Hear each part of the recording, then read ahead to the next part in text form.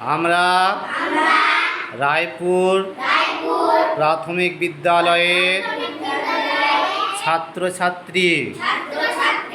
আজকে আমরা এই শপথ নিচ্ছি যে প্লাস্টিক ব্যবহার করব না। আর যারা ব্যবহার করছে তাদেরকে নিষেধ করব। প্লাস্টিক ব্যবহার স্বাস্থ্যের পক্ষে ক্ষতিকর। প্লাস্টিক ব্যবহার করলে অনেক রকম রোগ হয়। তাই আমরা শপথ করছি আর প্লাস্টিক ব্যবহার করব না। Say not to use single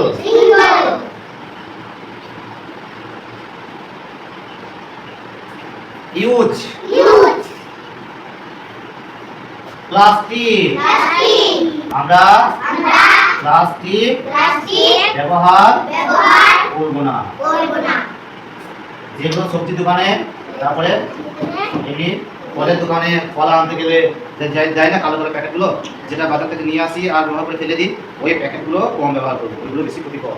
ওরা কীরকম ক্ষতিকর বলো তো? ওগুলো যেখানে ফেলবে সেখানেই ধর যদি ড্রেনে পড়ে যায়, ড্রেনের জল বন্ধ হয়ে যাবে।